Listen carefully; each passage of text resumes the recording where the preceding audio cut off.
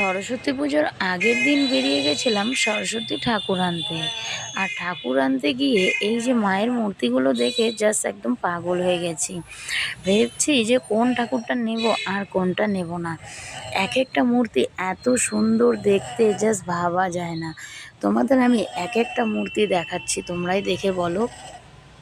এত সুন্দর সুন্দর মূর্তি, কোনটা মূর্তি ছাড় কোন মূর্তিটা নেব। এত ভালো লেগেছে ঠাকুরগুলো আমার দেখে, আমি কি করব নিজেই ভেবে পাচ্ছিলাম না। আচ্ছা, আমার জায়গায় থাকলে তোমরা কি করতে বলো তো? আমার মতনে কি এরকম করতে? এই যে দেখো মূর্তিটা দেখছো, সরস্বতী ঠাকুরটা, ওয়াও কি সুন্দর বলো। এই যে আরেকটা সরস্বতী ঠাকুর, এত সুন্দর সুন্দর ঠাকুর, আমি পাগল হয়ে গেছি।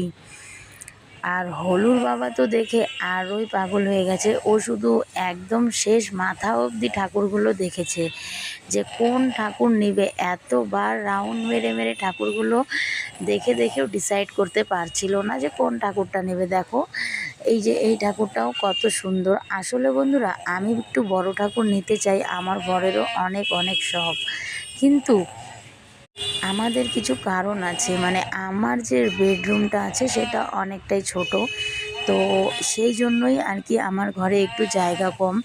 তো সেই কারণে আমি ঠাকুরটা একটু ছোট দেখে নেব। কিন্তু হলুর বাবা ঠাকুর দেখে তো পাগল হয়ে গেছে, আমি কোনটা নেব। আর হলুর বাবা বলছিল ছোট ঠাকুর নেবে না, বড় ঠাকুর নেবে। আর আমি বলছি ছোট ঠাকুর নেব, যেহেতু আমার ঘরে রাখার জায়গা নেই।